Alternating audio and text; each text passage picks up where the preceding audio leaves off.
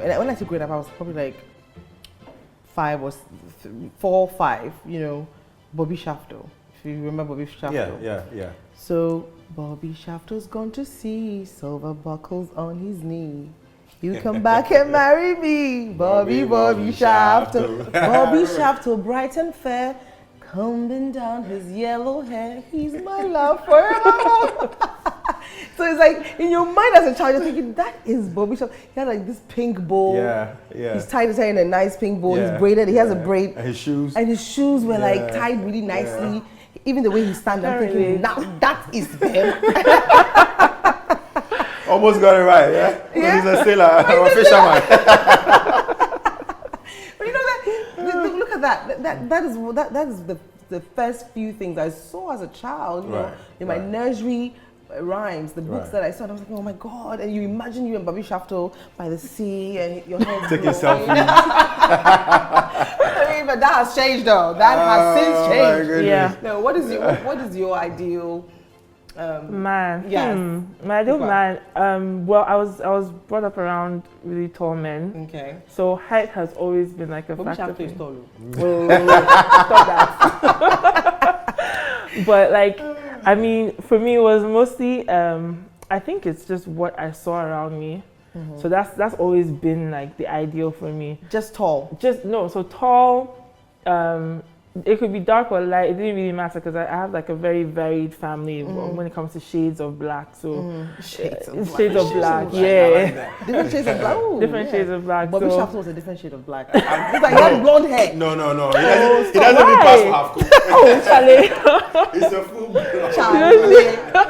So for me, it's always been like, you know, that person, like either my uncle or my cousin, or those are the people I grew up around. So for me, it's always been that. It's always been around that tall. Tall, short guys. Yeah. But you know, the funny thing is here. Make I tell you something. The Bobby Shafto thing here, it scared me because like now growing up, all I see were like nice, tall, dark hands. I'm like, what happened to Bobby Shafto?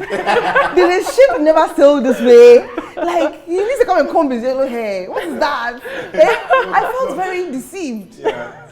Bobby turned into Kwame with dreadlocks. And that's also okay. No, that's okay. That's also okay. Of course, that's okay. But PY, what about you? Like, let's talk from the man's perspective. Even as a young boy, did you ever think of your ideal girl? Because I feel like it's girls that think about these things. Like guys, you know, I mean, as men, you know, we are moved by what we see. So from that young age, you know, your eyes are wide open, scouting based on what you've seen. Maybe growing up, you know, if you watch a lot of movies or like siblings at home. Yeah. But for us, I don't think we're looking at it from a sibling point of view because we want to go outside. Siblings, okay, fine. You have beautiful sisters, cousins. Some cousins, right? You can see some cousins, you say, hey, my cousin that, you know, but you have to pause right. Are you sure that you have never seen your cousin before? No. Hey, the way you're saying the thing there. You know, but I'm just keeping it real, you know. Yeah. Because there are guys out there like that. I mean, and just observing is fine. But I always thought of, you know, going out with a girl, you know, with the long hair and, you know, kind of, I've always liked thick girls. I'm not even going to hide that. Yes. But then it gets to a point, you know, it doesn't really, the size or the shape doesn't really matter anymore. But growing up, yes, you know, you always wanted that tall girl, you know, with the long hair, because you can play with her hair at that age as a teenager. So you were in JS, when you were in like school, high did school, you used to play with girls? I was a bit of a shy guy, but that's what the girls actually like. So they were always around me. You know, the guys were hating, but Charlie, how go do? You know, but it's interesting. So Kukwa, your tall, dark, glass of milk chocolate, different shades of black. Different shades of black. So has it changed now?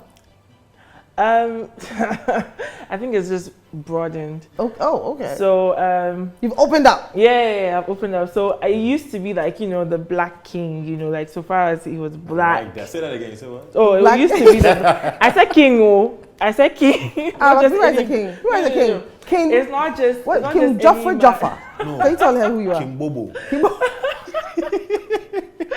So like, I mean, for me, it was always like, you know, the black man. Because I had like my early childhood to midway, like in the UK, so I was aware of race. Okay. So it was most like I was brought up in a home where my mom was Pan-African, so there was more of, you know, keep to your, like, you know, your black kings or the people to go by. You know, you just felt like that reading all about what had happened. But then growing up, Charlie, some very fine Arab and white guys. Charlie, so you opened up right there. The whole Pan-African thing growing up, I want to understand, right? Because I've had issues like that where my friends would probably say, Joselyn, you know, you are borderline, you're becoming racist, because I was so tired of what I experienced, and this is just, by the way, well, the experience I had, you know, in certain communities that made me a little stubborn where the other race was concerned. Okay. And you know, growing up with a Pan-African, like stick to your own. I mean, we also say that these Caucasians are saying stick to your own. I mean, really, isn't a double standards there? No, I don't think it's a double. Okay, so tell me. All right, so this is a thing. When it comes to racial issues, right? There's a power structure, right? And so we can be prejudiced, but you do not have the power to exact your racism on white people because you don't have that power. Okay. So what it is as a black person, you're thinking about nation building. Well, if you're growing up in a Pan-African home, you're thinking about nation building. How do we get our people from where we are now to up there? Now, I'm not going to say don't date your race, because me personally, like I said, I've opened up. Like, I'm just like, you know, it doesn't matter. Other races, you mean? Yeah, it doesn't really matter for me anymore, because I'm like, love is love. So you can't really, you're not going to say if I'm in love with a white guy, I'm not going to be with him because I'm Pan-African. It doesn't make sense. You're not building your race, of course. Right? But the core of being with your own being racist as a black person, I don't think that's racist. I just think it's a reaction to racism. Right. Because if racism wasn't there, we wouldn't have to even think about it. It's a reaction to it. And so that's where like the differences lie. So white people are saying they want to be with just white people. Yeah. That's racism right there. That's because right there it cuts out everybody else out of the family structure. The money is not flowing. Charlie, thank God Bobby Shafto left my system by the time I was 8. I was like, you know what, Bobby Shafto ain't coming. It's all right. I will make do with Oko or King Bobo. Strong, tall, dark. No, you know, it's different from the ideal man and then what we actually experience as people. Right. Okay, so you would say that you want a certain caliber of a man. Apart from the physique, there are certain things you look for in a man. But then growing up, you realize that you probably don't even date that person that you've ideally built, or you feel like they don't exist. Because, you know, books, we're inspired and influenced by books, the things that we see around us. So pick a little bit of that from TV, a little bit of Bobby Shafto and his shoes. You want the shoes. You don't want the blonde hair, but you want the shoes. The comic books. You know, you want something else. You want the fact that he's a sailor, but not necessarily silver hair or golden hair. You know, and then you bring it all together to make a very nice, perfect, ideal man. And then you grow up and you realize that, you know, do they really, man or woman, do they really exist? I think they do. I think I don't think you will meet them if you're, you know, thinking that they don't exist. And it's something that a lot of the times, I don't know about men, but women tend to hear that, like, oh, you can't have that perfect man, you have to settle at some point. And so we'll say, if you want all those books, you're looking for Jesus. So I don't know if guys hear that, but we hear that a lot, like, oh, you're never going to get that, you have to settle at some point. And people say that with me, especially when it comes to height, because now I live in Ghana, so now it's like, you guys know Ghana, well, no offense. Majority of Ghanaian men are short. So, so don't worry, I'll take it. You are in short. How tall are you? About 6'2". You're 6'2". Who are you? You're not short. With Timberland. Timberland. You're not short. So people will say, oh, no, you have to settle for like average height.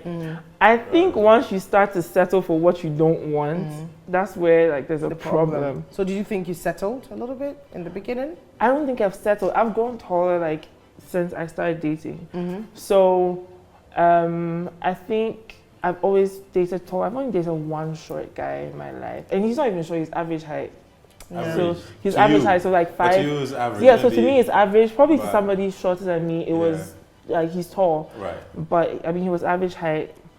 And yeah, short that's. guys have swag. Wait, though. how I tall know are some you? short guys that are I'm 6 feet tall, like What? right on the without heels. I started out with everybody. without heels. Okay. No, I'm wearing heels too. Okay, I'm wearing. But why heels. would you wear heels? That's why. Leave it for some of us. Then. No. I have to enjoy stuff. Gravity can't keep. But do you know short men or short guys are attracted to women like you? That's You are not telling me. true. Really? Oh yeah. I mean, I see that most of my friends. So I see them like, tell about why. You see that thing you go carry, you go free handle. Master, take your matter for some. No, but it's like you saying that you like thick-boned ladies. I mean, how thick do you go though? But see, the thing is, how thick do I go? Yeah. Well, let's say I just keep it right there. I don't. Keep it right there. I don't understand. Hey, what's the keep it right there? Plus.